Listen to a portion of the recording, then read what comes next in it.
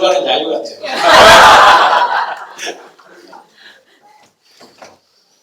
우리 창세기를 쭉 보아왔습니다.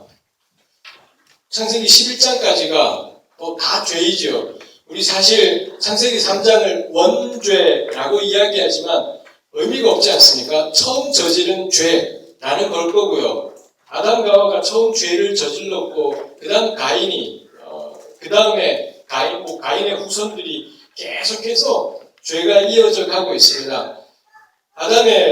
가인이 동생을 죽이는 죄를 지었고 하나님 앞에서부터 쫓겨났고 우리 지난주에 보았지만 그게 삶의 끝도 아니고 마지막도 아닐 겁니다. 그 다음에 가인과 아벨 말고 셋이라는 아들이 태어났지만 그런다고 해서 또 셋의 후예들이 여호와의 이름을 비로소 불렀더라 이런 구절이 창세기에 나오지만 그런다고 해서 이 백성들이 하나님만 경외하며 살 거냐 전혀 또 그렇지도 않다라는 것도 우리가 보게 돼요. 셋의 후예라고 해서 쥐뿔 별다를 게 없고 가인의 후예라고 해서 인생 끝난 것도 아니고 어디든 마찬가지인 거죠. 어디에 가든 무엇을 하든 어떻게 하나님 앞에서 가인은 하나님이 주신 표가 있었더랬습니다. 그러니 누구든 하나님 앞에서 살아갈 일 이겠다 싶습니다. 창세기는 원죄를 계속 붙잡고 있다라기보다는 이 온 인류가 어떻게 세대가 바뀌는데도 그 죄의 본질이라는 것이 바뀌지 않고 계속되는지를 보여주고 있는 걸 볼 수 있습니다.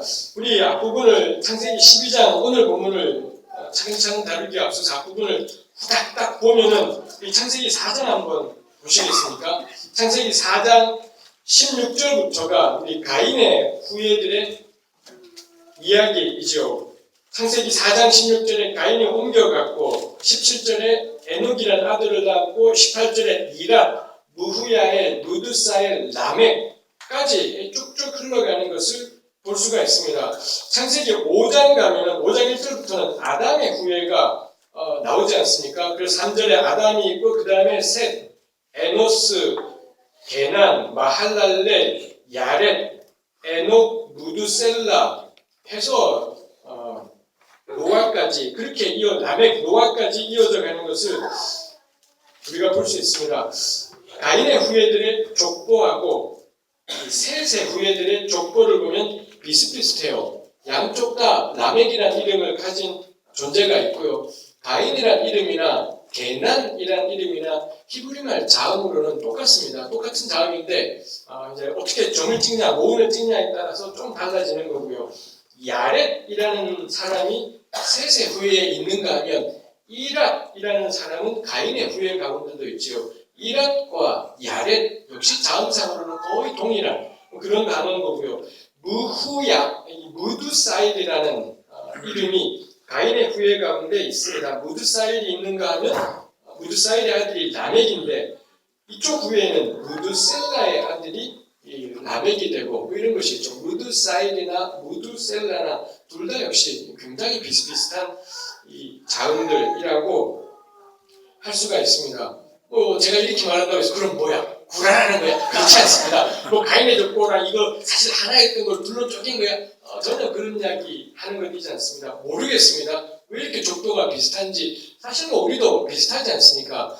제 이름은 사실 제가 살면서 딱 눈앞에서 만난 적은 없습니다만 우리 대한민국 사람들 이름들도 비슷비슷한 이름들 많고요. 특히 서양 사람들은 더하죠. 사방에 스미스랑 베이커랑 아담이랑 사방에 이런 사람들이 살기 때문에 비슷비슷한 이름 많을 겁니다. 그러니 가인의 후예나 셋의 후예나 이름 비슷한 건 어쩌면 당연할 수도 있을 것 같아요.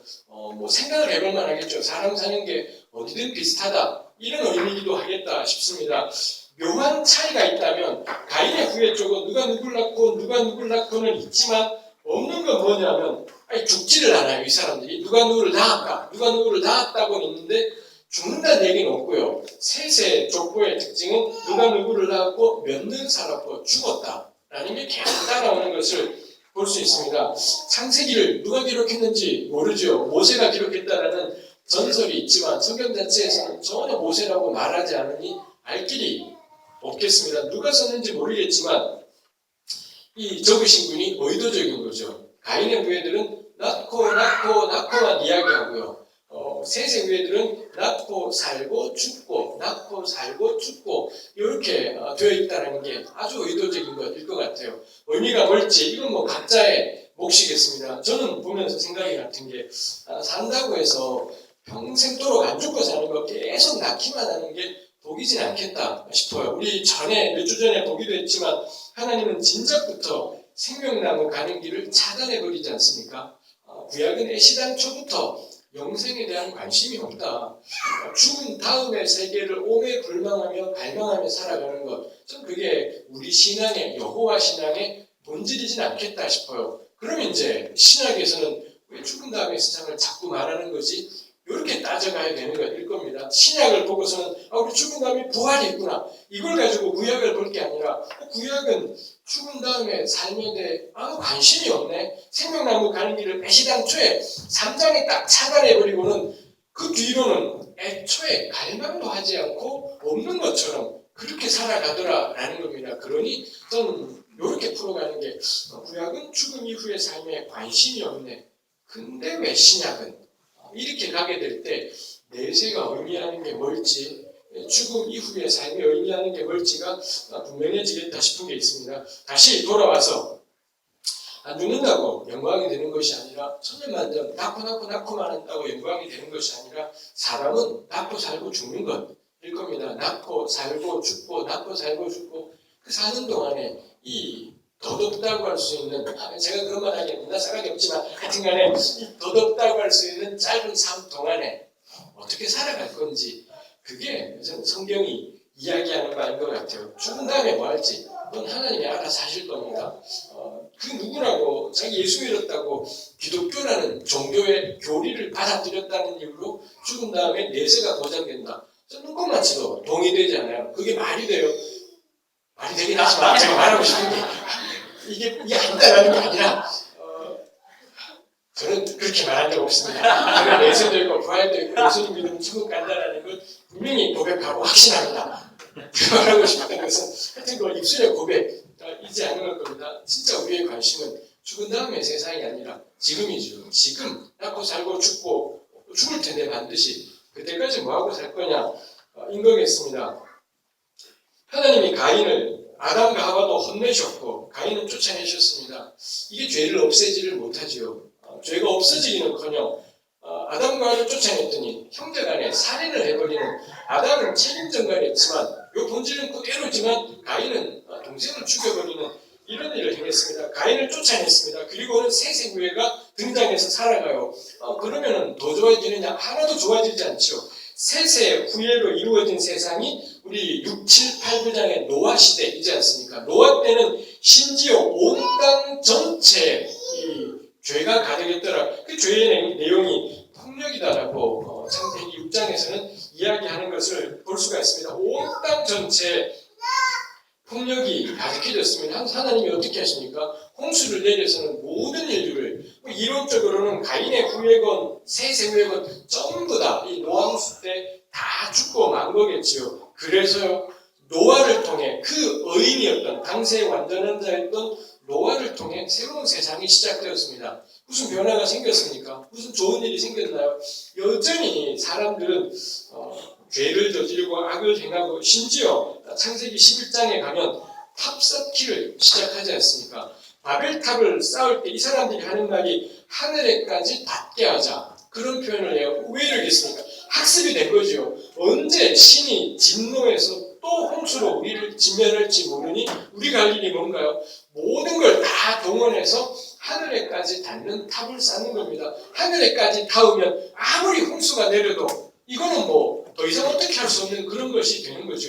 계속 이 사람들이나 인류라는 게 하나님이 책망하시고 사람은 그거를 극복해내고 또 다른 걸 찾아내고 책망하고 또 다른 걸 찾아내고 한도 끝도 없이 전개되죠. 하늘에까지 닿는 탑을 쌓자니 필요한 게 그만하지 않습니까? 일단 높이 쌓기 위해서는 규격화 되어야 될 겁니다. 이 돌이 뭐 낮은 건물이야 돌을 대충 깎아서, 돌도 사실 2칸, 3칸이야 그냥 길거리에 주워온 돌로도 2칸, 3칸 2층, 3층은 만들지만 이게 더 높아지려면 우리 불가능하지 않습니까? 제가 뭐 이론은 모르겠습니다. 규격화되지 않은 돌 가지고 몇 미터까지나 쌓을 수 있을지 정말 이건 기적적인 일일 겁니다. 높이 쌓기 위해서 필요한 게 규격일 거고요. 창세기 11장이 벽돌이라고 했지만 하여튼 오늘날의 벽돌이진 않겠지만 무언가 의미하는 건 규격이에요.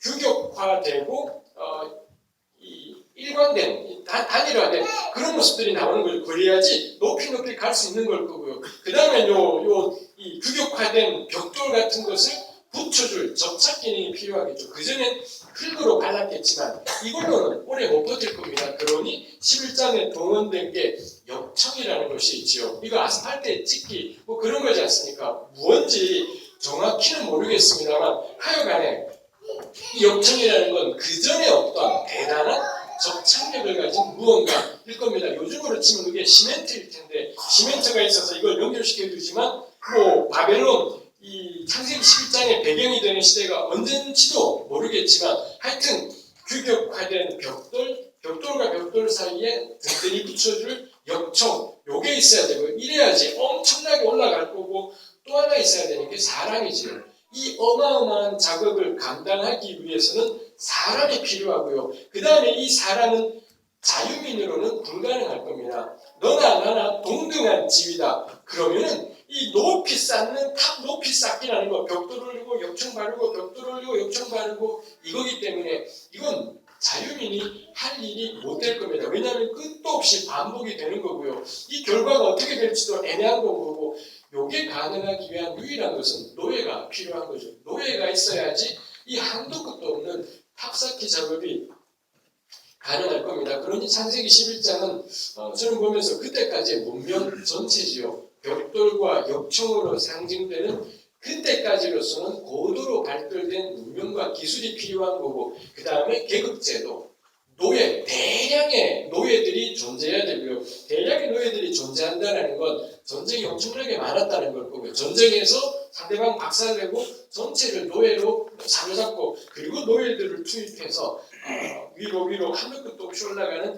탑 만들어가고 이런 걸 겁니다. 그러니 창세기 11장은 결산이죠. 이 인류가 지금까지 왔던 아담이 책임 전가시켰고 가인은 사람 죽였고 노아 때는 온 땅에 폭력이 가득했다는데 이 창세기 11장에 가면 온 땅에 가득한 폭력을 통해 약자를 전부 다 박살내버리고 죽이고 어떤 이들은 쓸모없는 인간들은 전부 죽여버리는 거고요. 쓸모있는 사람들은 끌고 와서 노예를 삼고 그리고는 이 그때까지의 문명을 다 동원해서 하늘에까지 닿는 탑을 쌓더라라는 것입니다. 죄가 점점 더 강해져가고 치밀해져가고 조직화돼가고 단단해져가는 것을 볼 수가 있습니다. 창세기 11장까지 그런 점에서 지독하게 현실적인 내용인 것 같습니다. 보기에 하나님의 심판보다 더 센 게 사람이지요. 하나님이 아무리 심판을 해도 사람들은 다른 길을 찾아내고 다른 국리를 찾아내고 그리고 죄는 사람들이 딴 국리를 찾아내면 낼수록 더 쫙쫙 퍼져가고 더 강해져가는 걸 볼 수 있습니다. 어쩌면은 아담과 하와의 죄는 나이브하다라고 할 수 있을 정도로 나무 열매 따먹은 것 때문에 이 난리가 났던 건데 창세기 11장쯤 가면 사람 죽이고 지배하고 군림하고 높임을 쌓고 어마어마한 지경까지 가게 되는 것을 볼 수가 있습니다. 그래서 11장까지 읽으면 우리가 저절로 묻게 되지요. 아니 하나님은 이 사람들을 어떻게 하실 건가? 이러자고 만드신 건가? 하나님의 통제를 벗어나버린 것 같은 도무지 하나님께서 컨트롤할 수 없는 전부 다 쓸어버린다고 한들 인류 자체를 없애버리지 않는 이상은 도무지 컨트롤되지 않는 그런 것이 창세기 11장이죠. 창세기 11장은 그래서 우리에게 저는 물음표를 던져 이건 제 생각이 아니라 어떤 분이 그런 말을 했는데 거대한 물음표를 던져요. 이 인간들을 어떻게 할 건지 이 한도 끝도 없는 죄의 문제들을 눈덩이처럼 커져가는 죄들을 어찌할 것인지 라고 질문하는 거죠. 그러고는 창세기 11장 27절에 데라의 족보가 등장하게 되고 데라를 언급한 까닭이 아브라함 때문일 겁니다. 그리고는 창세기 12장 1절에 우리 읽은 본문에 하나님이 아브라함을 불러내시는 그 장면이 등장하는 것을 볼 수 있습니다. 저는 이게 성경이 우리에게 주는 답이다 라고 생각을 합니다. 한도 끝도 없는 죄, 인류 전체로 확산되는 죄, 그리고 그 죄가 집단이 되고 구조가 되고 세력이 되지 않습니까? 이런 것들을 해결하는 방식이 또 다른 노아의 방주는 아니었다. 이거 일단 분명한 것 같습니다. 저는 교회는 방주이지 않다. 이 물에 빠져, 우리 찬송가에도 그거 있지 않습니까? 물 건너 생명줄 던져라, 빠져가는 사람 건져내어 살리세.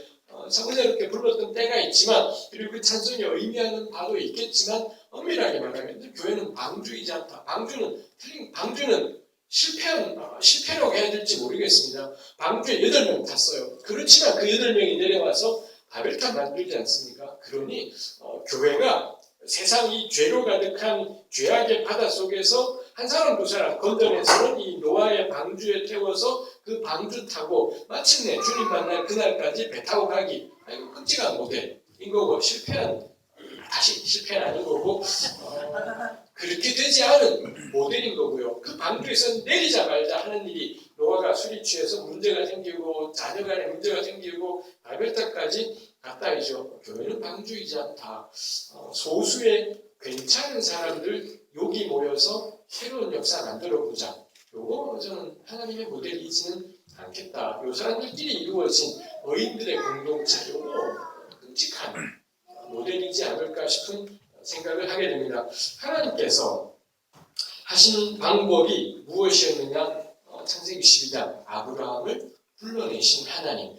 11장까지는 온 인류가 대상이었다면 12장부터는 한 사람에게 집중하게 되죠. 한 사람, 한 가족, 한 민족, 요게 하나님께서 선택하신, 하나님께서 취해가신 구원의 경륜이었다라고 말할 수가 있을 것 같습니다.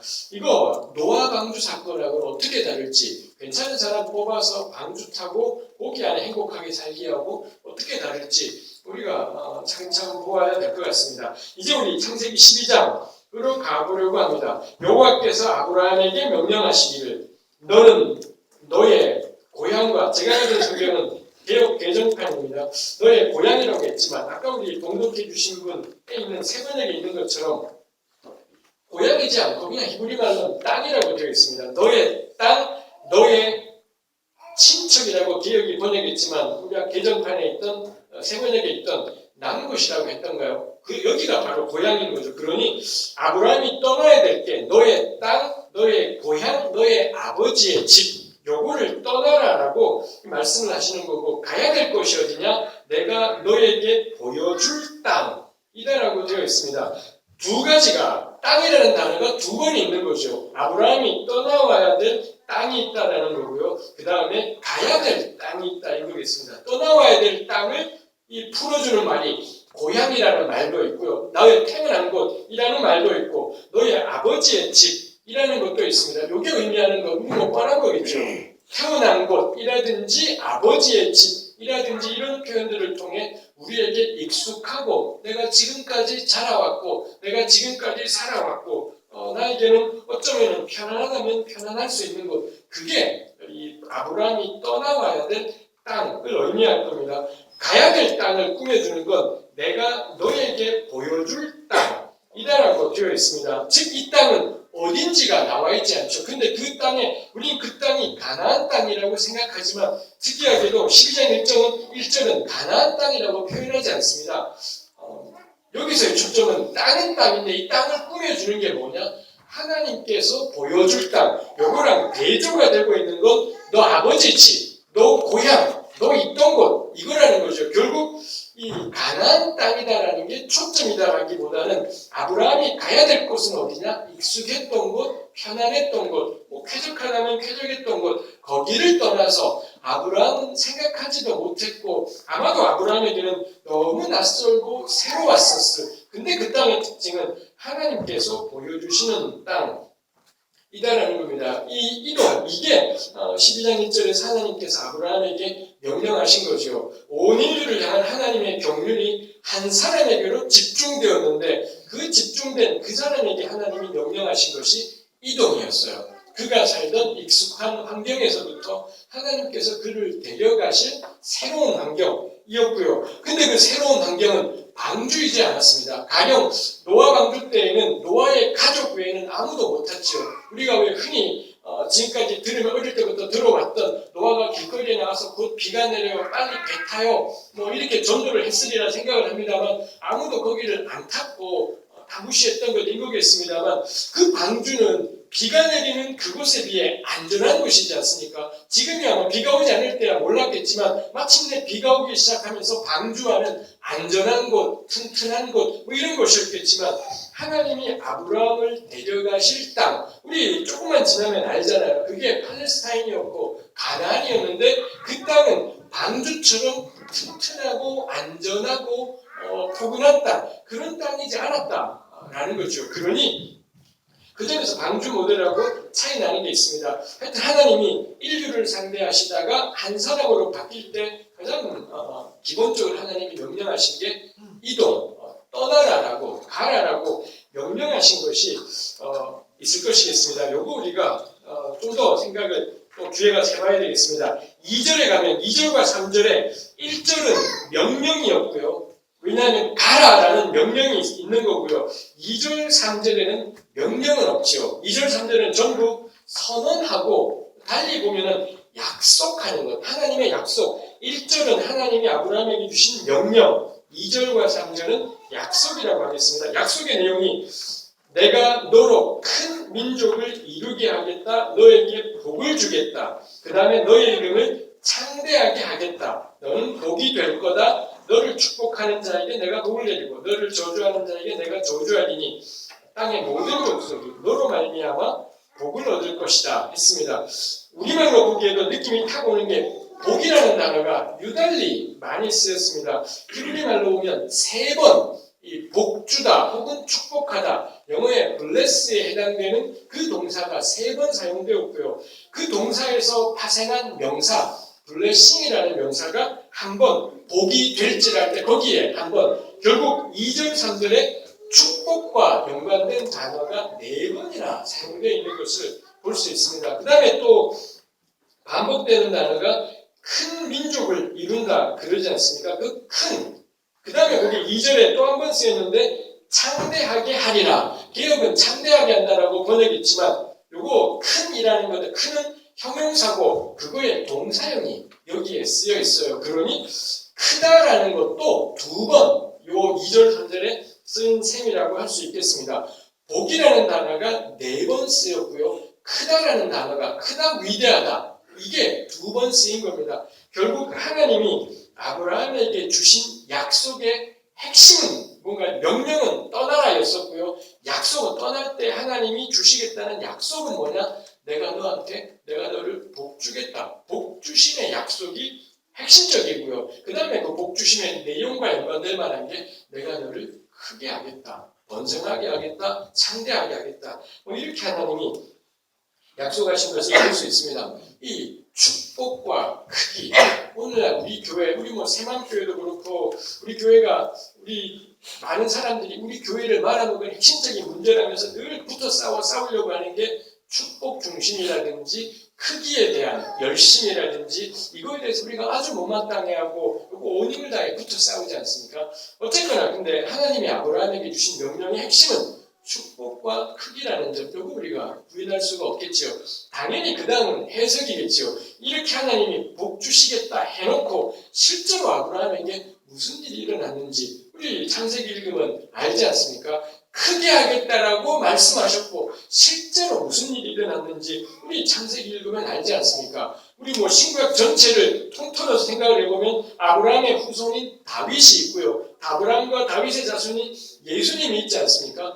예수님에게 이르면 이 땅에 오신 하나님의 아들 예수님에게 이르면 그 축복이라는 것이 어떤 의미인지 크기 예수님을 정말 예수님의 이름을 크게 하시겠다라는 게 어떤 의미인지가 예수님에게 가면 명확하게 드러나는 게 있겠습니다. 그러니 우리가 붙어 싸우는 건 축복의 그릇된 개념일 거고 크기의 그릇된 개념일 거지 명백하기 전에 하나님께서 하나님 백성들에게 약속하시는 것 내가 너에게 반드시 복을 주겠다라는 이건 변함이 없을 겁니다. 복의 내용이 뭐냐가 관건인 거지. 그 복의 내용을 우리가 성경에서 차근차근 찾아가는 거지. 하나님께서 우리에게 복 주시기를 원한다. 2절 3절에 그 말을 몇 번이나 4번이나 반복하면서 내가 너에게 복을 주겠다라고 이렇게 말씀을 하시는 것이 있죠. 그리고 내가 너의 이름을 크게 만들겠다. 이름이 커진다는 게 뭘지 이걸 이제 우리가 성경을 보면서 해석을 한 일인 것이지만 원칙은 그건 겁니다. 하나님이 우리를 큰 이름으로 만들어 주신다는 것, 그리고 하나님이 우리로 하여금 큰 나라를 이루게 하신다는 것, 이건 하나님의 변함없는 약속일 겁니다. 그러니 저도 마찬가지일 거고요. 전 예수 믿고 제가 더 삶을 살아봐야 되겠고 저의 자손 더 시간이 지나 보아야 되겠습니다만 일단 지금까지 전 하나님께서 저에게 복을 주셨다라는 거 너무 많이 경험을 해서 정말 예수 믿으면 복 받는다라는 건 좀 하나님의 약속이기도 하고 은혜이기도 하고 수도 없이 지금까지 살면서 경험해 온 것인 것 같습니다. 이름이 커진다. 그건 잘 모르겠습니다. 아직까지는 모르겠습니다만 가끔씩 저에게 그런 분들이 여기 우리 새만교 교우들도 마찬가지일 겁니다. 목사님 덕분에 혹은 누구 덕분에 제가 예수님을 믿게 되었어요. 하나님의 사랑을 알게 되었어요. 우리 가끔 그런 말 들을 때 있지 않습니까? 그럴 때 너무 자랑스럽지 않습니까? 내가 세상에 태어나서 누군가에게 제 자신이 여전히 부족하고 모자란 사람인데 누군가에게 예수님에 대해서 이런저런 이야기를 해서 그분들의 삶에 어떤 변화라도 생기게 되고 믿음에 어떤 변화라도 생기게 되었다면 정말로 제가 옛날에는 상상도 하지 못했던 하나님이 저의 이름을 크게 하신 것이겠다 생각해 보게 되는 것이 있습니다. 어떤 형태로든 우리가 그거 믿었으면 좋겠습니다. 예수 믿으면 복 받고 예수님께서 반드시 우리의 이름을 크게 하신다라고 약속하시는 것이 있습니다. 하나님이 그런 사람을 우리를 부르신 거죠. 그리고는 그를 통해 너는 복이 될지라 했는데 너가 복이 된다라는 것의 의미가 뭐냐? 3절에는 너를 축복하는 자를 내가 복을 내리고 너를 저주하는 자를 내가 저주하리니 아브라함 때문에 이 하나님의 복이 다른 사람들에게 미쳐지게 되죠. 1절은 아브라함에게 주신 명령, 2절은 아브라함에게 주신 약속인데 3절에 가면 그 약속이 확장돼요. 다른 사람들이 등장하지 않습니까? 3절에 너를 축복하는 자도 있고 너를 저주하는 자도 있고요. 더 나아가서 너를 축복하면 너 때리면 내가 때리고 너 잘 챙겨주면 내가 잘 챙겨줄게. 이지만 이걸 통해 결국 말하고 싶은 건 3절 마지막이죠. 땅의 모든 족속이 너로 말미암아 복을 얻을 것이니라. 하나님은 복을 주시는 분인데 그 복을 하나님의 궁극적인 목적은 열방 전체, 왜냐하면 아브라함만이 아니라 온 인류가 하나님의 백성이기 때문에 당연히 하나님은 모든 인류에게 복을 주시기를 원하실 겁니다. 근데 12장부터 하나님이 선택하신 방법이 뭐냐? 하나님이 이 방법을 선택하셨다. 이런 표현이 창세기에 안 나오지만 11장까지의 그 끝도 없는 죄의 확장, 끝도 없는 심판을 이기는 범죄, 이걸 계속 보는데 이러다가 딱 11장 27절부터 12장부터 딱 바뀌어버린 시각이 뭐냐면 아브라함이었더라라는 거죠. 그 점에서 저는 그렇게 표현할 수 있을 것 같아요. 하나님이 하나님의 구속의 경륜을, 구원의 경륜을 아브라함을 통해 이루어 가시는 겁니다. 근데 그 아브라함을 통해서 너로 말미암아 모든 사람들이 복을 얻게 된다라고 하나님께서 약속하시는 것이 있죠. 그게 하나님께서 불러내신 아브라함의 삶인 것 같습니다. 한 사람, 한 가족, 한 민족을 통해 이 백성들을 건져내기. 이게 노아 패러다임일 겁니다. 노아의 방주 패러다임일 건 거고. 근데 아브라함에게 가서는 아브라함 때문에 그를 건져내는 것이 아니라 아브라함으로 말미암아 온 세상이 하나님의 복을 받게 하는 것. 이게 하나님께서 만들어 가시는 이 구원의 경륜일 것 같습니다. 우리 이거 조금 또 생각을 해봐야 되겠습니다. 일단 우리 4절에 이에 아브라함이 여호와의 말씀을 따라갔다라고 되어 있고 5절에 마침내 가나안 땅까지 쭉쭉 아브라함이 옮겨갔다라고 되어 있습니다. 1절에 가라라고 명령을 했고 4절에 이에 아브라함이 따라갔다라고 아브라함이 어떻게 순종했는지를 우리에게 이야기하는 것이 있죠. 하나님의 명령에 대해서 사람이 드릴 수 있는 가장 귀한 것이 순종이겠습니다. 창세기도 그걸 이야기하고 싶은 것이 있죠. 아브라함이 무엇 할 수 있겠습니까? 우리 여기서 보면서 우리 예수 믿은 다음에 성령께서 우리에게 임하시니 우리가 새 사람이 되었어요. 우리 교회 패러다임이 그거지 않습니까? 교회를 다니고는 있지만 잘 변화되지 않다. 한 번에 어떤 개인적인 인격적인 어떤 경험들을 통해 하나님과의 인격적인 만남을 통해 우리 전체가 변화되고 말씀대로 살게 된다. 그러지만 구약은 그런 식의 표현은 하진 않는 것 같아요. 신약도 사실 엄밀하게 그렇게 표현하진 않는 것 같습니다. 우리 교회가 만들어낸 표현 방식인 거지 구약은 도대체 아브라함이 언제 어떻게 바뀌었는지 모르겠습니다. 역대가 아브람이고요. 우리 나중 되면 아브람의 이름이 아브라함이 되지 않습니까? 근데 이름의 변화가 의미하는 바는 다른 데 있지 그 사람 개인은 바뀐 게 없어요. 아브라함은 아브람일 때도 지 할 거 다 해요. 해야 될 일 다 하고 마땅히 할 일 다 하고 아브라함 된 다음에 못할 일도 하고 차이가 없더라 라는 것을 우리가 창세기에서 보게 돼요. 하나님께서 아브라함에게 찾아오셨고 엄청난 말씀을 하신 거고요. 그에 대해서 아브라함이 그 하나님의 말씀 글쎄요 어떤 방식으로 들려왔고 어떻게 했었는지는 참 상상도 어렵습니다만 12장 4절은 아주 간결하게 아브라함이 그 명령을 따라 그 말씀을 따라 갔다라고 순종했다라고 그렇게 표현하고 있는 걸 볼 수 있습니다. 이걸 가리켜서 아브라함의 행위가 그를 건졌네 마네 이런 소리 우리가 전혀 할 필요가 없겠죠. 진짜 아브라함은 하나님을 믿은 거고 그의 삶에 들려온 하나님 말씀에 동의한 걸 거고요. 그 말씀이 나를 향한 부름으로 깨달아진 걸 거고요. 그러니 그 믿음을 가진 거죠. 그 믿음을 가졌으니 이 한 걸음을 나가게 되었던 것 같습니다. 이 한 걸음을 통해 이 하나님의 역사들이 그 다음에 쭉쭉 이어져 가는 것도 우리가 생각을 해보게 되죠. 3절에 땅의 모든 족속이 너로 말미암아 복을 얻는다라고 말씀했습니다. 이 표현, 이 복 이야기가 창세기 나머지 내용에서 계속 반복이 돼요. 이삭한테도 그 약속을 재확인, 야곱한테도 재확인, 계속해서 약속이 재확인됩니다. 그 가운데 너 때문에 땅의 모든 족속이 복을 얻게 된다. 그럼 당연히 이제 궁금해지는 것이 어떻게 아브라함으로 말미암아 땅의 모든 족속이 복을 얻는다는 거지? 우리가 이 궁금함들이 생기게 되는 것이 있을 것이겠습니다. 그러니 우리가 그거 생각해 볼 일인 거죠. 그 다음에 하나님이 아브라함에게 내가 너에게 보여줄 땅으로 가라 했습니다. 우리 보통 하나님이 아브라함에게 주신 약속이 땅과 자손의 약속이다라고 생각을 해요. 근데 하나님이 땅을 안 주셨지 않습니까? 아브라함에게 한 뼘의 땅도 주시지 않았고 이삭, 야곱, 요셉 때 가면 심지어 애굽 땅까지 가버리지 않습니까? 하나님이 가라고 해서 그렇게 가버리지 않습니까? 그러니 땅을 주시지 않았다라는 거죠.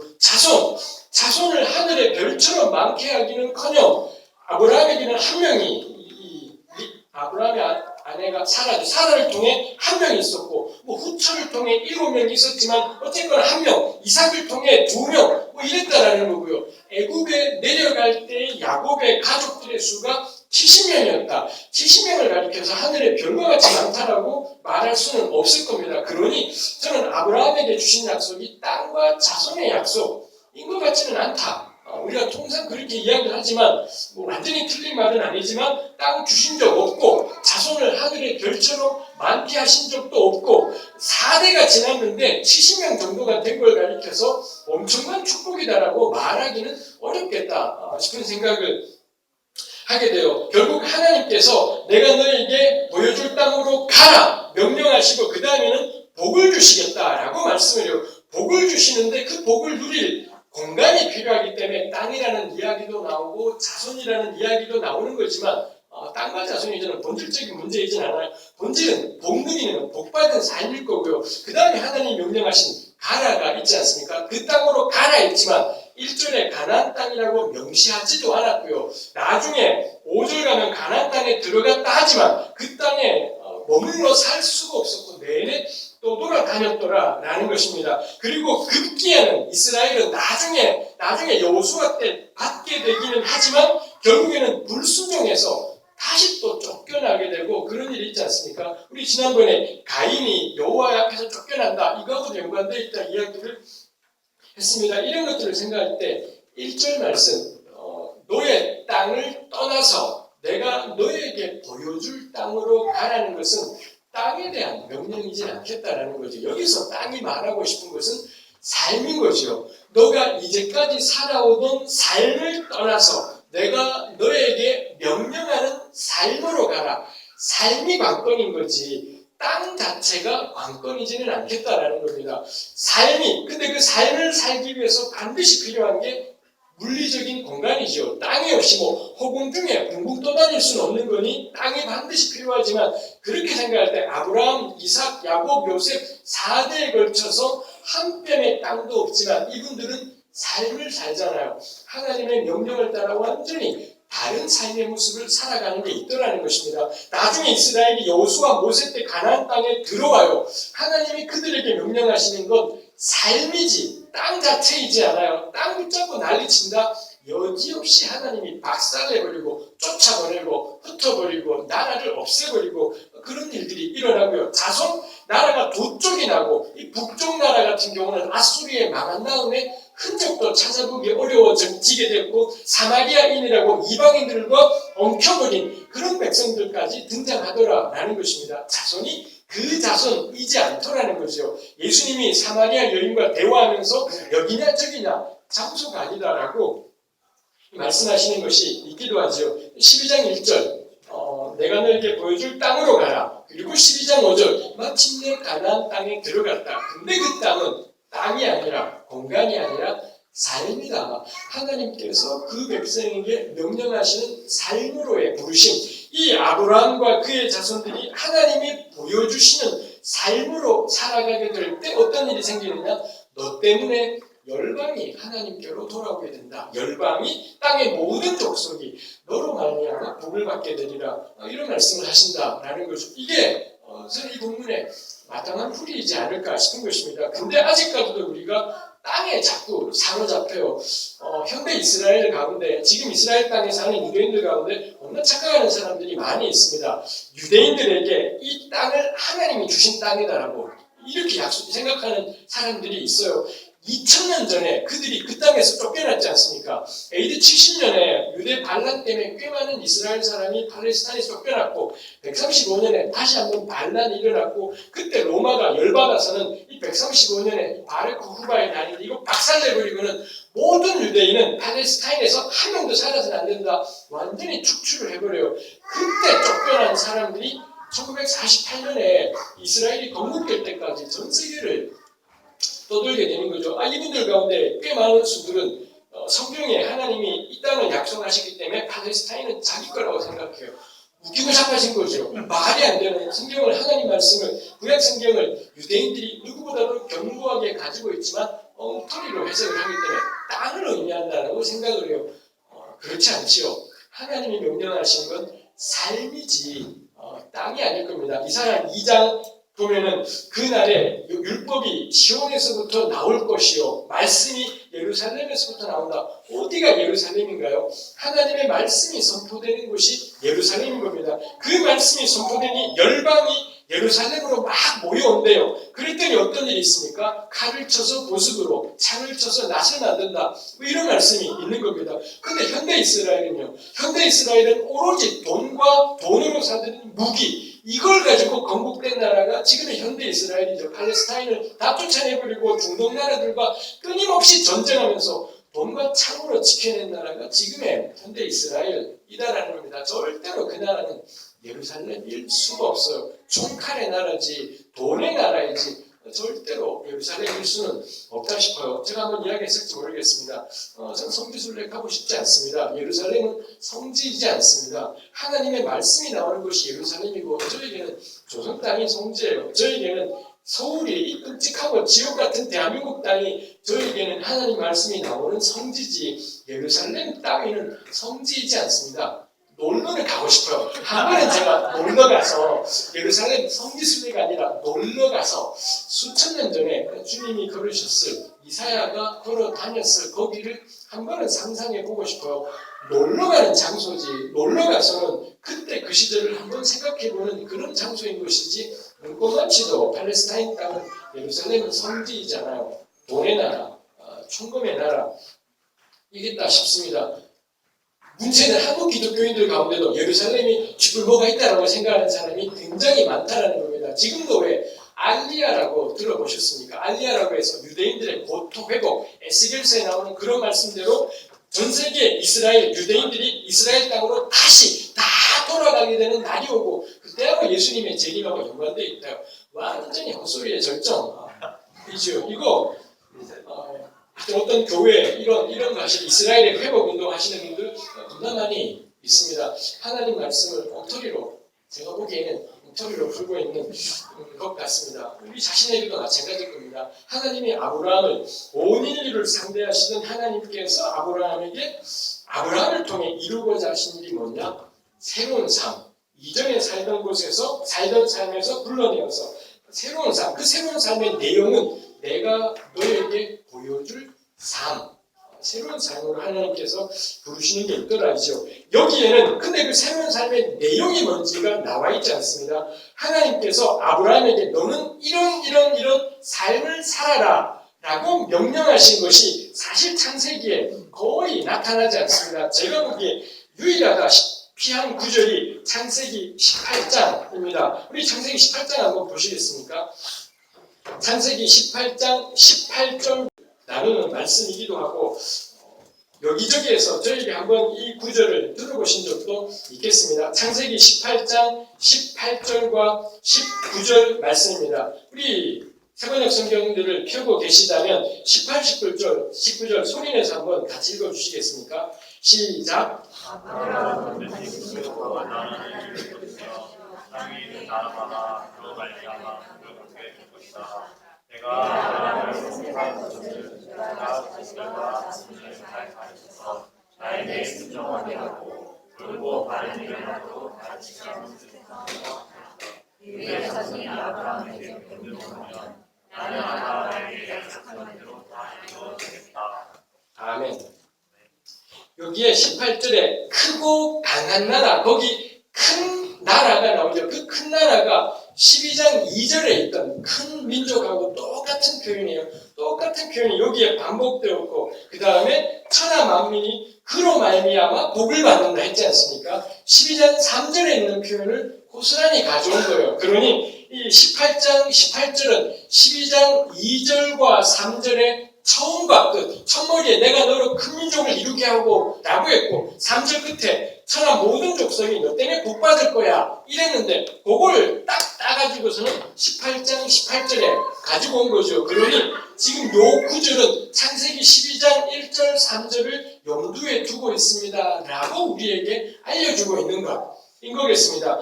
1절 3절에 가라, 내가 너에게 명령할 땅으로 가라 말씀하신 것이 있는데, 그 가라라는 것이 새로운 삶의 내용이 뭔지가 19절에서 그래서 우리에게 다루어지죠. 제가 가진 성경책에 기억 개정으로는 내가 아브라함을 선택하였다라고 되어 있습니다. 아브라함을 선택하신 까닭이 뭐냐면, 기억 개정판 내가 그로 그 자식과 권속에게 명하여, 자식과 권속, 이래서 자손이 필요한 거죠. 자손이 겁나 쪽수 많아지는 게 관건이라기보다는 하나님의 명령을 행해 나갈 주인공들, 사람들이 필요하기 때문에 자식과 권속 이야기를 한 걸 거고요. 그 다음에 여호와의 도를 지켜, 하나님 여호와의 도, 아까 세 번역에서 이거를 뭐라고 했는지 제가 여호와께 순종하게 하려고 이렇게 했던 것 같은데, 여호와의 도라고 되어 있습니다. 기억개정이 히브리 말에 거의 직역이죠.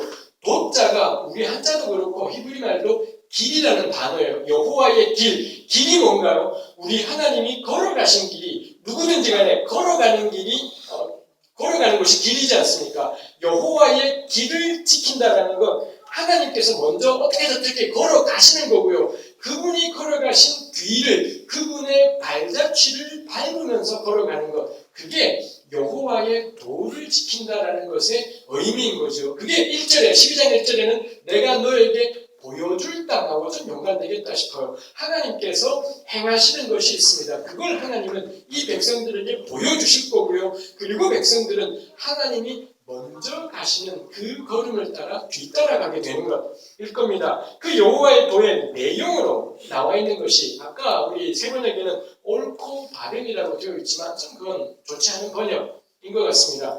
개역 개정판에 의와 공도 이거 역시 좋지 않은 번역입니다. 요거에 훨씬 괜찮은 번역이 뭘까요? 의와 공도에 훨씬 괜찮은 번역 뭘까요? 그렇죠. 공평과 정의 혹은 정의와 공의 의라는 단어가 히브리 말로 제다카인 거고요. 공도라는 단어가 히브리 말로 미슈파트라는 단어입니다. 이 두 단어가 구약 성경에 수도 없이 나오고 가장 처음 등장하는 것이 여기예요. 창세기 18장 19절에 처음 등장을 해요. 개역 개정판은 제가 세 번역을 다 대조해보지 못했고요. 개역 개정판은 미슈파트와 제다카가 나올 때마다 한 80% 정도는 정의와 공의, 미슈파트는 정의로, 제다카는 공의로 거의 일관되게 번역했고 나머지 20%는 마음대로 그냥 그때그때마다 바꿔버렸습니다. 마음대로 바꾼 것 가운데 하나가 18장 19절이에요. 너무나 유감이죠. 이 표현이 성경 전체에서 가장 처음 등장하는 자리가 이 자리인데 그리고 하필이면 이 자리가 이 아브라함을 불러내신 까닭을 설명하는 자리이지 않습니까? 이 자리에 개역 번역이 이렇게 번역한 건 너무 유감스러운 번역이다라고 생각을 해요. 새 번역도 옳고 바르면 좀 부당한 번역인 것 같아요. 그건 정의와 공의라고 아니면 공평과 정의라고 그냥 개념으로 번역을 해야 되지 옳고 바름으로 해버리면 너무 좁아져 버리게 되는 것이 있을 것 같습니다. 이게 하나님께서 아브라함을 불러내신 까닭입니다. 제가 정의와 공의에 대해서는 참 여러 번 이야기했기 때문에 아주 자세하게 다룰 건 없을 것 같습니다. 공의, 제다카라는 것의 의미가 올바른 관계라고 저는 저희 생각이지 않습니다. 구약학자들이 이미 합의한 것, 제다카의 의미는 올바른 관계이고요. 근데 올바른 관계를 한 걸음 더 생각하면 저는 개인적으로 올바른 관계는 마음을 같이함이라고 생각을 해요. 내가 이웃과 하나님과 올바른 관계를 맺는다는 건 이웃의 사정이 내 사정이 되는 거죠. 이웃의 아픈 소리가 그게 나는 안 아픈데 옆 사람이 아프다는 소리가 내 마음에 다가와서 그 사람 찾아가서 아파서 어떡하냐 하고 같이 낑낑대는 것 이럴 때 이 둘 사이가 올바른 관계다라고 저는 히브리 말로 표현하는 것 같습니다. 하나님께도 마찬가지입니다. 아브라함을 보고 하나님이 믿음 좋다고 창세기 15장 6절에 말씀을 해요. 아브라함의 믿음 좋다라는 게 뭔가요? 하나님이 아브라함 보고 한밤중에 데려오고 나가시더니 하늘에 별을 갖추면서 너 자손이 하늘의 별처럼 많을 거야. 보통 우리랑 구라치지 마세요 이래야 되지 않겠습니까? 그때는 자식이 한 명도 없고 나이가 이미 100세였다라는 겁니다. 근데 아브라함이 말도 안 돼요라고 하는 것이 아니라 자기를 향하신 하나님의 가능성에 동의해버리는 겁니다. 나를 향해 너 이렇지만 너 자손이 하늘의 별처럼 많을 거야. 그래요? 말도 안 돼요가 아니라 그래요? 나는 내가 이 정도인 줄 알고 생각했는데 하나님은 저를 이만큼이라고 생각해요. 오케이. 그러면은 나를 향한 내가 보는 나의 가능성이 아니라 나를 향한 하나님의 가능성에 동의하겠습니다. 그리고 아브라함이 하나님을 믿었습니다. 그랬더니 창세기 15장 6절에 하나님이 아브라함을 보시고 너 믿음 겁나 좋네 이렇게 말하지 않고 너 제다카가 있네 너 참 공의롭네 이렇게 하나님께서 말씀하시는 이야기죠. 이거 저는 하나님께서 우리에게 원하시는 사역인 것 같습니다. 공의롭다라는 것은 머리띠 누르고 이거 외치는 것이지 않습니다. 이걸로 드러나겠지만 본질은 뭔가요? 저 사람의 형편이 내 형편인 겁니다. 대한민국 노동법에 제3자 개입 금지라는 게 있지 않습니까? 전 성경적으로 동의되지 않아요. 제3자인데 난 저 일 안 당해요. 우리 아이는 시퍼렇게 우리 아이도 딸들 둘 다 잘 살아 있습니다. 근데 자식 잃은 부모의 마음이 내 사정이 되게 어려울 겁니다. 한 걸음은 있겠습니다만 자식 잃은 부모의 마음이 우리 안에 내 자식은 살아있지만 자식 잃은 부모를 보고 내 새끼들 겁나 말 안 들어서 심란했는데 그래도 살아있는 게 얼마나 감사해. 너무 못됐지 않습니까? 남의 불행을 보고 내 새끼 살아있는 게 감사가 되버리고 옆집 망한 걸 보고 난 마음이 감사가 되는 게 이 징글징글한 종교 집단들 있지 않습니까? 성경이 말하는 제락하는 옆집에 자식이 죽은 겁니다. 근데 그거 보고 내 자식 산 게 감사가 뭐 되기도 하겠지만 그게 원내 마음이 걸려서 어쩔 줄 몰라 하는 거. 이게 성경이 말하는 올바른 관계, 제타카이죠. 그래서 다른 사람들의 사정에 계속 마음이 같이 가고 그 사람의 기쁨이 나의 기쁨이 되고 그 사람의 슬픔이 나의 슬픔이 되고 이게 올바른 관계이죠. 그리고 요 올바른 관계랑 요 마음 같이함이랑 하나님께랑 하는 거랑 똑같아요. 하나님께서 나를 보시고 뭐라 말씀하실 때 거기에 끊임없이 동의하고 공감하는 것이죠. 제가 늘 나누는 말이지만 우리 주일을 보면 뻔할 겁니다. 대단한 믿음의 사람들이 있지 않습니까? 저분은 정말 하나님의 사람 같아. 그 사람들의 공통점이 뭘까요? 재주이지 않아요. 재주니 학벌이니 머리니 세상에서의 성취니 전혀 그런 것이지 않습니다. 모든 내가 정말 존경하는 하나님의 사람들의 모든 공통점은 뭐냐? 제가 보기로는 저 사람이나 나나 도친 개찐이었어요. 별 차이가 없었는데 나는 평생을 내 한계 속에서만 살아가는데 이분들의 특징은 뭐냐면 자기들의 삶에 찾아온 하나님께 동의해버려요. 하나님이 자기 삶에 찾아와서 내가 널 쓰겠다. 쓰임만한 재질이지 않아요. 하나님께 쓰임받을 만한 자질이지 않습니다. 근데 이 사람들이 자기 삶을 하나님께서 부르신다라고 굳게 믿고는 자기 삶을 하나님께 열어버리는 겁니다. 자기를 향한 하나님의 부르심에 동감하고 공감하고 동의하고 마음을 같이 해버려요. 5년 지나면 그분들의 삶과 우리의 삶이 확연하게 달라져 있는 것들을 보게 되죠. 저 교회 이름 명확할 겁니다. 재질 아무 소용없어요. 달란트 아무 소용없더라고요. 누군 달란트 이 달란트도 하나님께로부터 온 것이지만 놀랍게도 좀 신앙생활을 계속 느끼는 게 달란트 가지고 교회 일을 하진 않더라고요. 하나님의 일의 특징은 내가 달란트가 몇 개냐 아무 상관없었습니다. 달란트가 5개든 1개이든 2개이든 간에 내 가능성에 매여 살아가는 것이 아니라 내 삶에 찾아오시는 하나님의 부름에 나를 여는 것이요. 나를 열고 그렇군요. 제가 쥐뿔도 아닌 줄 알았었는데 제가 이런 사람인 거군요. 이런 사람인 거군요. 끊임없이 동의해요. 근데 가장 깝깝한 케이스들은 인간의 전적 타락을 굳게 붙잡고는 하나님이 우리를 계속 부르시는데 아니에요. 저는 죄인이에요. 저는 죄인이고요. 근본적으로 무능해요. 한 걸음 나섰다가 우리 잘 안 되지 않습니까? 곧바로 초롱성을 만들어요. 역시 인간은 부패하구나. 역시 죄인이구나. 1000년을 그 자리에 주저앉아서 십자가만을 묵상하면서 꼼짝도 하지 않아요. 불신자죠.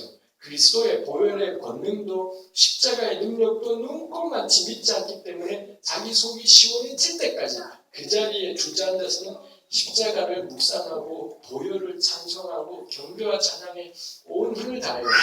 믿지 않는 사람들입니다. 불신자들인 거죠. 아브라함은 누군가요? 이름이 아브라함으로 바뀌지도 않았습니다. 글쎄요, 요 당시 그가 어떤 상태였을까요? 성경은 75세라고 적어두었지 않습니까? 우리의 느낌이 있어요.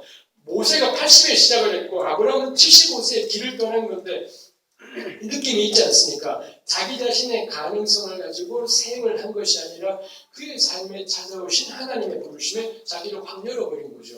나이가 몇 살이든 무슨 상관이겠습니까? 그 길을 떠나서 성큼 한 걸음을 가고요. 또 성큼 한 걸음을 가고 이 사람 하나님의 사람인 거죠. 하나님께서 아브라함을 보시고 의롭다라고 공의롭다라고 말씀을 해요. 그가 엄청난 일을 행해서 무슨 정의로운 일을 겁나 많이 해서 이지 않지요. 자기 가능성에 매여있지 않고 끊임없이 하나님의 가능성에 자기를 쫙쫙 열어간 사람일 겁니다. 이거 똑같지요. 하나님께 우리 마음을 끊임없이 공감하는 하나님도 우리한테 똑같이 해요. 하나님은 위에 계시고 우리는 밑에 있지 않습니까? 근데 하나님이 우리를 보시는데 이 목자 없는 양과 같이 방황하는 사람들이 마음에 걸리더라는 거죠. 이 사람들의 중재자 없음을 보고 어쩔 줄 몰라 하시고 결국엔 하나님이 견디지 못하시고 또 다른 도움을 보내시고 또 다른 도움을 보내시고 급기야는 하나님 그분이 친히 사람이 되어서 땅으로 내려오지 않습니까? 똑같아요. 하나님도 끊임없이 우리에게 공감하고 우리랑 마음을 같이 하시고 그런 점에서 예수 그리스도 우리 그 찬송 있지 않습니까? 예수 하나님의 공의라는 찬송이 있지 않습니까? 정말 적절한 하나님의 제다카가 가장 잘 드러난 게 뭐냐? 예수님이. 우리 보통 공의 그러면 법을 자꾸 생각하지만 그렇지 않습니다. 이 공의의 본질이 긍휼, 마음 같지함. 이더라 이제 우리가 우리 옆에 있는 이웃들에게 공감하며 살아가기, 나를 향한 하나님 말씀에 끊임없이 공감하기. 그럴 때 하나님께서 우리에게 끊임없이 공감하시고, 이럴 때 우리가 이 제다카 가운데 살아가는 것, 하나님이 아브라함을 이런 삶으로 초대하신 겁니다. 하나님이 우리를 긍휼히 여기시니 너도 나에게 공감해라. 너도 이웃들에게 공감하며 살아라. 이거 말씀하시는 거겠죠. 그 다음에 또 하나가 미슈파트, 정의입니다. 이 미슈파트라는 단어가 재판이라는 뜻을 가지고 있습니다. 고대 이스라엘이건 고대 가나안, 고대 메소포타미아 전체이건 재판은 법이라든지 제도라든지 틀, 구조 이런 걸 의미하는 게 재판이죠. 고대 왕들이 해야 될 가장 중요한 업무 사항이 있었다면 재판이기도 했었습니다. 해석에 솔로몬이 열왕기상 3장 보면 솔로몬이 왕될 때 바짝 쫄아서 기브온 산당 가서 1000번제를 여러 번 드려요. 기도 제목이 뭐냐면 하나님이 너 내가 나한테 뭐 해줄까? 그랬더니 솔로몬이 준비하기라도 한 것처럼 쫙 이야기한 게 뭐냐면 하나님 저는 너무 어리고 부족하고 내가 다스려야 될 백성들은 이렇게 많습니다. 이 백성들을 내가 어떻게 재판할까요? 재판하게 되는 게 솔로몬을 제일 두렵게 했더라라는 겁니다. 다윗이야 자수성갑하지만 솔로몬은 날 때부터 왕자였었으니 자기가 어떻게 수많은 사람들이 뭐가 억울하다고 부르짖는 것을 어떻게 그거를 자기가 제대로 판결할 수 있겠어요? 이것 때문에 완전히 쫄아서는 기브온 산당 가서 1000번제 드린 겁니다. 1000번제 이거 생각교회는 상관이 없지만 이 일다우전 하는 교회가 많이 있지 않습니까? 좀 엉뚱한 걸 하고 있지만 솔로몬은 그것 때문에 한 건 거고요. 하나님이 너무 기뻐서 다 들어주시는 것이 있습니다. 보통 우리 윗자리 가면 하는 게 명령과 지시잖아요. 지시받기 싫어서 이래라 저래라 듣기 싫어서 한 칸이라도 위에 가고 싶은 건데 솔로몬을 쫄게 만든 것 최고의 자리인 왕인데 왕이 될 제일 중요한 게 뭐냐? 재판이었고요. 그래서 솔로몬이 하나님께 뭐 달라 그러나요? 우리 옛날엔 지혜라고 되어 있지만 지금 개혁개정은 제대로 번역했습니다. 듣는 마음이죠. 듣는 마음을 하나님 저에게 주십시오. 이 백성들이 뭐라고 소리를 지르는지 그게 내 귀에 들리면 좋겠습니다. 이걸 하나님께 기도해요. 얼마나 하나님이 좋았겠습니까? 우리 개혁성경이 솔로몬의 이것이 주님의 마음에 든지라 개혁이 그렇게 번역했지만 히브리 말을 직역하면 그의 보시기에 좋았더라. 창세기 1장에 나와 있는 딱 그 표현이에요. 이게 사람인 거죠. 높은 자리에 갔더니 재판장의 자리에 가서 이 사람에게 필요한 가장 중요한 건 권위 있는 말이지 않습니다. 이 재판을 호소할 때가 아무 데가 없기 때문에 재판을 호소한 거죠. 이 호소한 사람들의 그 부르짖음이 들리게 되는 것, 그게 재판장에 필요한 제일 중요한 덕목이죠. 재판장으로 대표되는 법, 구조, 제도, 왕, 리더십, 지도자 전부 다가 마찬가지일 겁니다. 최고의 지도자는 말하는 존재이지 않다 저는 생각을 해요. 생각교회도 조그마한 소모임들 있지 않겠습니까? 리더들이 해야 될 가장 중요한 일은 듣는 거지. 듣고 공감하고 살피고 마음같이 하고 이거지 지시하고 명령하는 것이지는 않겠다 싶어요. 우리 대한민국 대통령을 볼 때도 갑갑한 게 그거지 않습니까? 이분 걸핏하면 외국 가서 영어로 연설하고 불어로 중국어로 연설하고 자빠졌지 않습니까? 하지 마라. 무슨 학원 강사냐. 학원 강사들이 그거 하게 두고 대통령이 할 일은 듣는 겁니다. 지금도 광화문에 유가족들 있잖아요. 지금도 서울역에서 광화에서 시청각 광장에서 계속 주말마다 무슨 집회가 있지 않습니까? 전부 영어가 아니라 조선말로 다 쓰여 있어요. 조선말로 이 사람들이 뭐가 힘들다고 부르짖는지, 뭘 어떻게 해달라고 소리를 지르는지, 그거 듣는 게 리더십인 거고, 그거 듣는 게 왕인 것이요. 근데 듣지 않는다면 그건 하나님이 세운 왕이지 않은 모습이겠죠. 대통령 뿐이겠습니까? 우리도 마찬가지지 않습니까? 소리가 안 들려요. 주일날 같이 교회 와서 함께 이 자리에 앉아 예배 드렸는데 옆 사람의 소리가 하나도 들리지가 않고 하나도 들은 게 없어요. 비극이죠. 주일날 영어 끝나고 그 맛있는 밥 먹고 나중에 집에 가시지 않습니까? 갔는데 내가 오늘 우리 지체들의 소리를 들은 게 뭐지? 하나도 기억이 없다면 비극이죠. 아니, 그런 모임을 왜 하나? 와서 서로의 안색을 살피고 듣지 않는다는 저는 2시에 일산 가야 되는데 바빠서 밥만 먹고 가지만 그건 저 같은 뜨내기 손님인 거고요. 생활교회 교우들이시라면 안 듣고 가실 거라고 오지 마시고 그렇지 않아요. 일단은 오고 그 다음에 안색 살피고 듣고 공감하고 이거 안 할 거면 의미가 없는 일일 거겠습니다. 다시 재판, 뮤슈파트의 의미가 재판이라고 했습니다. 재판의 의미라는 건 법적, 구조적, 제도적 측면이죠. 그러니 뮤슈파트와 제라카는 너무 괜찮은 조합이에요. 뮤슈파트는 구조적인 측면을 다뤄내는 게 억울한 일이 없을 수가 없어요. 생활교회도 마찬가지고 뭐 제가 속한 공동체도 마찬가지죠. 이거 없다고 해서 이거 없는 게 교회나 착각이죠. 이러다 보면 우리가 자꾸 덮게 돼요. 우리 안에 있는 문제들을 없는 척하고 숨기게 돼요. 이런 문제 있는 건 하나도 쪽팔리지 않죠. 진짜 쪽팔리는 건 이게 제대로 안 다루어지는 거. 우리 안에 분명히 심상찮은 문제가 있는데 이게 빛 가운데 제대로 다루어지지 않을 때 그럴 때 이게 끔찍한 공동체죠. 그러니 우리한테 조금 필요할 것 같아요. 우리 공동체 안에 심란한 문제가 있다. 아무 상관없어요.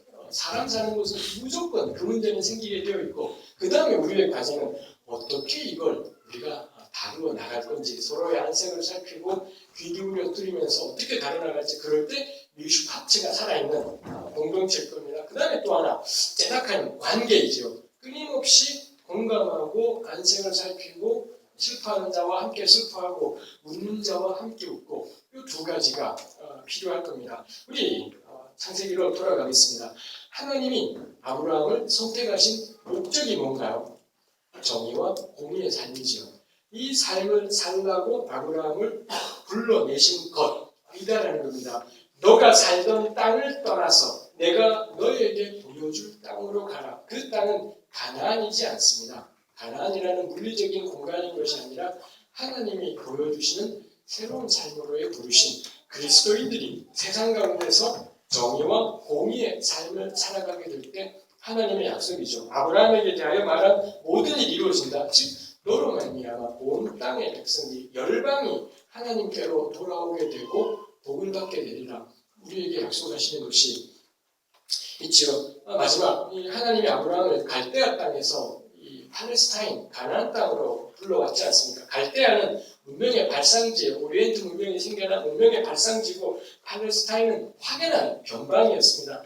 변방은 변방인데 애굽과 메소포타미아 사이에 찡겨 있기 때문에 애굽이 힘이 세지면 이 유프라테스 여기를 차지하고 싶고요. 이쪽 동네가 세지면 애굽을 차지하고 싶어요. 그럴 때 반드시 지나가는 통로가 이 팔레스타인 땅인 거죠. 이 땅은 쓸모가 없어요. 좁고 길기 때문에 생산량이 많은 땅이지 않습니다. 유일한 이 땅의 쓸모는 통로예요. 이 땅을, 이 지역을, 이거 고대 이 가나안 역사가 다 그렇습니다. 이 지역을 차지한 나라가 패권이에요. 요걸 이집트가 차지했냐 아니면 요 동네 아수르나 바벨론 페르시아가 차지했냐 계속 여기를 둘러싼 여기가 중요한 게 아니라 지정학적으로 너무 이 핵심적인 곳이기 때문에 그런 거죠.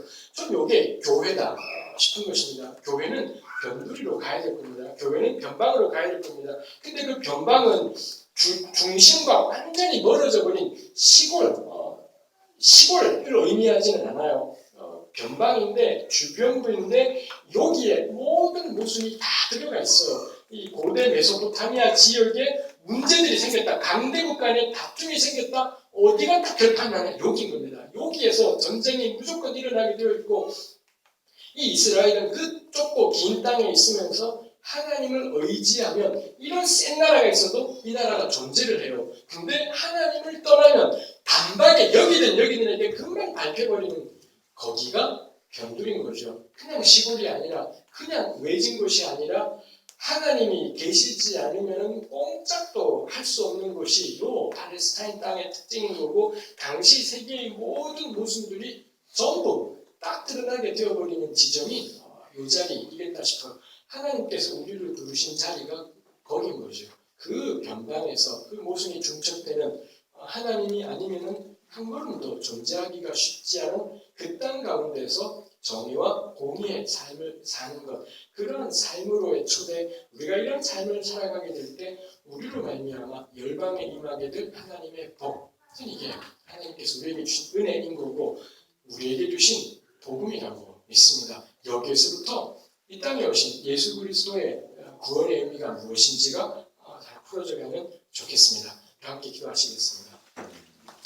하나님 아버지, 참 부족하고 우리 악하고 가기 버거운 인생들이지만 주님 부르셔서 영광의 삶, 정의와 공의의 새로운 삶을 살도록 초대하신 것을 감사합니다. 감당하기 어려울 때 우리를 부르신 하나님을 굳게 신뢰하며 믿음으로 한 걸음 걸어가게 하시고 우리로 말미암아 열방이 복을 받는 놀라운 역사를 깨닫고 경험하고 누리고 증거하게 하옵소서. 예수님의 이름으로 기도합니다. 아멘. 우리 함께 참